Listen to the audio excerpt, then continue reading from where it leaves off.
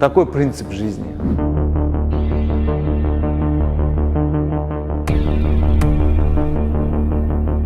Да, погодка, конечно, сегодня в Майами топ, просто топчик. Эдиль, ну вот 5 лет прошло. Вы чувствуете себя американцем? Нет, я никогда не чувствую и не буду чувствовать, потому что я душой и разумом всегда в Кыргызстане и буду с Кыргызстаном. А что такое быть американцем, по-вашему?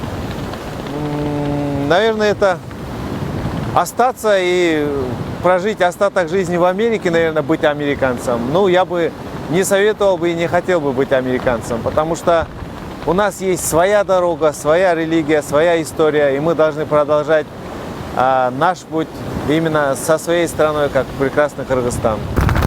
Скажите, вот тот проект, который вы недавно делали, вы помогли, по-моему, более чем 200 тысячам кыргызстанцев заполнить грин-карту. Это вот для чего вы делали? Это очень... Я хочу создать уникальную возможность тем людям, которые действительно хотят попасть в Америку, не только в Америку, но и в Европу, и в другие развитые страны. Основной смысл в чем? Чтобы они приехали сюда, поучились, посмотрели, научились говорить на английском, посмотрели, как правильно делать бизнес, что-то новое в сфере образования, культуры, во всех сферах что-то, в инновации, в IT-сфере. И в конечном итоге, чтобы мы все вернулись и поднимали нашу страну. А чтобы поднимать нашу страну, нам нужны новые видения. А Америка – это уникальная возможность, это та страна, где можно чему-то научиться.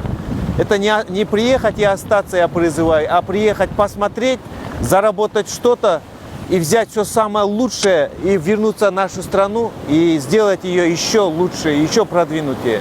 Вот это и есть, была такая идея.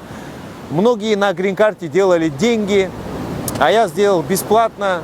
Это для чего? Чтобы была уникальная возможность у каждого кыргызстанца. Многие раньше не знали, что такое даже грин-карта.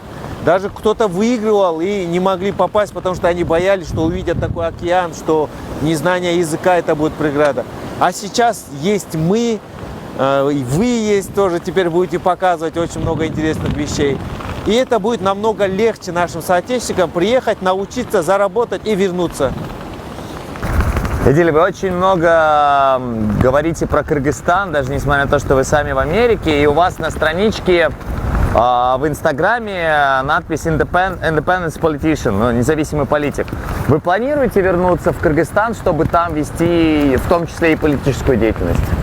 Насчет политической деятельности я еще не думал, но если мой народ скажет, что я должен там служить, я обязательно буду служить, потому что так, как скажет мой народ, так и я буду делать. Это зависит от этого. А так у меня нету, я не преследую никаких политических идей, что вот проект с туризмом, с грин-картами, там какие-то социальные проекты. Это чисто ради того, чтобы продвинуть нашу страну. И мы не должны каждый забывать, что есть такая прекрасная страна, какая бы она ни была, зато она наша, Кыргызстан. Эдиль, ну и наконец переходим к нашему блицу. Самое лучшее, что есть в Америке? Это возможность развиваться. Большая возможность развиваться в любых сферах. Только покажи себя, только чуть-чуть потрудись, а остальное успех сам приходит. Америка идет тебе навстречу. Что самое худшее, что есть в Америке? То, что расстояние далеко, чтобы поехать в свою страну, и визовый режим, хотелось бы, чтобы все соотечественники приезжали сюда без проблем, и посещали, смотрели и без проблем уезжали. Я думаю, дистанция, а остальное все отлично. Ну и наконец, в чем американская мечта для вас? Ну, для меня, если честно, я перефразирую, для меня это кыргызская мечта приехать в Америку, покорить сердце Америки, как можно больше денег заработать, научиться чему-то и американские деньги отправить в нашу страну. Вот моя мечта такая, я не знаю, у кого какая мечта, вот моя мечта приехать сюда, достичь, завоевать и вернуться в свою страну. Отличный план. Это был Идиль Касьянов. Спасибо. Алга, Кыргызстан.